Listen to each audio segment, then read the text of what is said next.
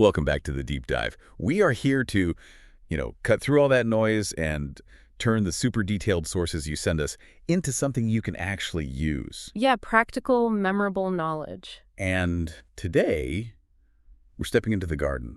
It's a place where I think our gut feelings can really lead us astray, especially when we're desperate for a quick fix. It's so true, isn't it? That tension between what looks good and what's actually, fundamentally sound. Right. Our source today is this fantastic piece of self-critique. It's called Notes on Gardening, Part 74. Everything was fundamentally flawed with this picture. I love that title. It's from a gardener who calls himself an old software plumber, which is great. And he's basically walking us through a huge biological mistake that, at first, he actually thought was a big success. And that's what makes this so good. It's about a shortcut that failed. I mean, really failed, even though it looked beautiful at first. So our mission today is pretty clear. We're unpacking this story of a visually stunning transplant that was also biologically fundamentally flawed.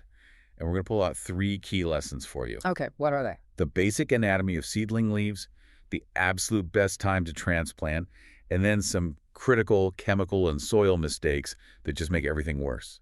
The scene is really set with these struggling little sprouts. The author was dealing with something every indoor gardener just dreads. Leggy syndrome. Exactly. That's where the seedlings just stretch and stretch, trying to find light, and they get all tall and thin and weak. He was waiting for his grow lights to show up, so this was a real last-ditch transplant to try and save them. And desperation makes you break the rules. It always does. He transplanted them right away, which goes against all standard practice. And the first pictures, the ones of the new pots. They looked amazing. Stunning, he said. They looked strong, deeply planted, like the problem was fixed. But he realized later the whole thing was it was compromised from the very start. Okay, let's dig into that paradox right now. If the results looked so good, what tipped him off? What made him realize it was all a mistake? Was it just the number of leaves, or did the plant start to, fail later? It's really the difference between something that looks stable for a moment and something that's actually viable long-term. He realized, looking back, that he'd ignored the single most important rule. A rule that's easy to remember, I'm guessing. So easy to remember, but so often skipped when people feel pressured, when they see their plants struggling. So what's the rule? The general, absolutely crucial rule is this. You should only transplant seedlings when they have at least 4 or more leaves. 4. That number 4 is the biological green light. It's the signal that the plant is actually ready. The flaw wasn't how he handled the roots or the soil, it was just ignoring that biological countdown. Okay, so why should you, listening to this, care about that specific number? I mean, for a new gardener, 2 leaves looks like a plant. A tiny one, sure, but it seems ready for a new pot, right? Yeah. Especially if it's already struggling. And that is the visual trap. When he transplanted those little 2-leaf sprouts, he was basically, to use a software analogy, running beta code in a production environment. Huh, I like that. The plant looked like it was working, but it hadn't passed its own internal system checks yet. So if you move it when it only has 2 leaves, what's the risk? Does it just keel over and die? Not right away, no. And that's why the initial stunning photos were so deceptive. The risk is just immense stress. You're putting all this pressure on a system that's running on a finite amount of fuel. A transplant is traumatic for a plant. It is. You're messing with the roots, the temperature changes, the water changes. And if the plant only has 2 leaves, it's still biologically focused on just surviving with its stored energy. It's not focused on actual self-sustaining growth yet. You're basically forcing it to handle a major crisis while its battery is still draining. It sounds like waiting is almost an act of trust. You have to trust the biology. You're waiting for that switch to flip from dependence to independence. Precisely. And to really get what that switch is, we have to look closer at what those 4 leaves actually are. This is where we get into the real core of it. Cotyledons versus true leaves. Okay, let's start with the first 2. The cotyledons. Our software plumber source got pretty technical about them. What exactly is a cotyledon? Well, in simple terms, they're basically the seed's packed lunch.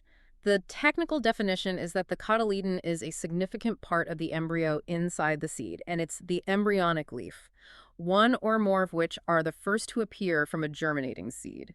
So the packed lunch analogy really does work. They're literally the fuel for that first push. Absolutely. They contain, or at least they have access to, all the stored food reserves of the seed. This prepackaged fuel is what powers that initial, almost frantic burst of growth. It's what causes leggy syndrome if there isn't enough light. The seedling is just running on a battery trying to get tall enough to find the sun. In these first leaves, the cotyledons, they don't always stick around, do they? And this is what's so fascinating, their lifespan. Our author realized the cotyledons may be ephemeral, lasting only a few days. Or they can be persistent, lasting a whole year on some plants. Wow. But crucially, they're a transition. They might turn green and start to photosynthesize a little, making some food, or they can just wither away as the first true leaves take over food production.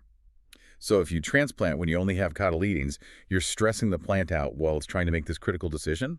Do I start making my own food, or do I just use up the last of my lunchbox and die? That's the core risk. Exactly. Now compare that to the next set of leaves. These are the true leaves, and they are totally different structurally and functionally. The true leaves are the main event. They're the real engine the plant is going to use for the rest of its life. That's a perfect way to put it.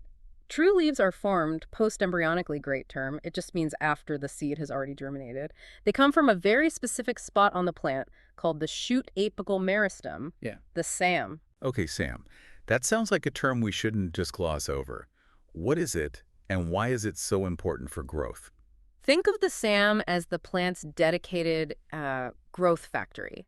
It's this tiny little region of special stem cells right at the tip of the shoot. And it is responsible for making everything that comes next. Every stem, every leaf. Every future stem, every future leaf, and eventually the flowers. It all comes from the SAM. So when you see those true leaves pop out, that's the signal. The plant has committed to growing on its own. It's building new stuff and moving completely away from those limited seed reserves. So waiting for 4 leaves, the 2 cotyledons plus the 2 true leaves, it's like waiting for a successful handoff. The plant is saying, okay, my permanent engine is online. I don't need the battery pack anymore. It's energy independence.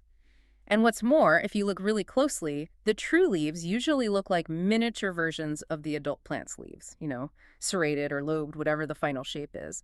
But the cotyledons, they're often just simple and round or oval. Their job was storage, not photosynthesis. The form follows the function. By waiting, you're making sure the plant is self-sufficient and has the right tools to handle the stress of moving. That's a great way to think about it. So the biological timing was the foundational error here. But the author's notes show that he then he compounded that mistake. He added on environmental errors that basically guaranteed failure. Let's talk about the fertilizer. Yeah, this is such a relatable mistake. We've all done it. You see something bright and red on sale. Maybe you bought it during a holiday season. You think, fertilizer is fertilizer. It's like trying to debug a server with a hammer. Exactly. And what kind of fertilizer was it? It was a red one, you said. A red fertilizer that was specifically meant to encourage flowering. This just shows a massive disconnect between what the plant needed and what he gave it. And a tiny seedling definitely does not need to flower. No. A fragile seedling needs vegetative growth. Needs structure, a thicker stem, bigger leaves. That requires high nitrogen, the N in NPK. Fertilizers for flowers are the opposite. They're usually higher in phosphorus and potassium P and K2 to support reproduction. So using a flower booster on a tiny sprout is like asking a newborn to run a marathon. It's actually harmful. It is, because the plant isn't wired to use that much P and K yet. And worse, those compounds, especially in chemical fertilizers, they add salts to the soil. And for a tiny, fragile root system, that salt can cause fertilizer burn. It can actually pull water out of the roots. So this raises a critical point for you, the gardener listening. You have to match the nutrient profile of the plant's life stage. If it's growing green, think nitrogen. Don't push it towards making flowers until it's mature. And that leads us right to the final flaw the author pointed out, his choice of soil. Right. He decided to reclaim soil from old projects instead of using fresh, sterile stuff. He was trying to reuse his assets, just like in his software day job. And in gardening, unlike software, reusing assets without sanitizing them first is so risky. The soil mix was a blend of black soil, rice husk, cocoa peat, and sand. But he noted that this specific reclaimed mix was probably guilty of excessive richness. Hang on, our author is an old software plumber. He's used to optimizing resources. Is this rule sanitizing soil in the hot sun? Is that really necessary? Or is it just like gardening paranoia? What's the real risk? It's a great question, and the paranoia is 100% justified here. The risk is layered. First, that excessive richness. When you transplant a tiny seedling, you actually want a leaner, sterile soil.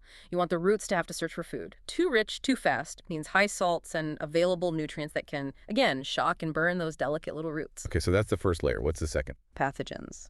And lingering imbalances. If the previous plants in that soil failed, or even if they were just harvested, that soil could be full of fungal spores or nematodes or even just leftover salt pockets from the last time it was fertilized. A big, mature plant might be able to fight this stuff off, but a stressed-out two-leaf seedling that just went through a traumatic move, it has no chance. So the big takeaway here is really all about risk management. Yes. And the author's actionable lesson is a critical one for soil safety. Reclaimed soil.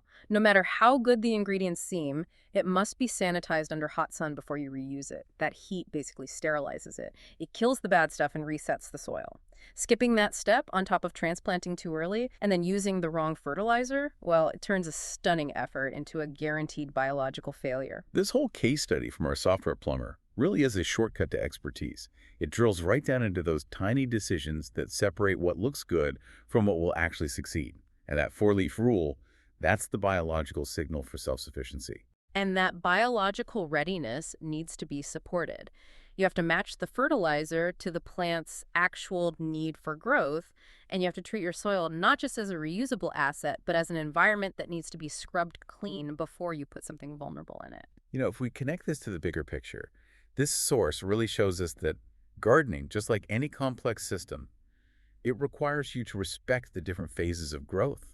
The difference between just surviving and actually growing is recognizing that moment when the cotyledons are done. And the true leaves, that permanent growth structure from the shoot apical meristem, are fully online and ready to go. It's all about energy independence. It really is. And it brings up a final kind of provocative thought for you to think about.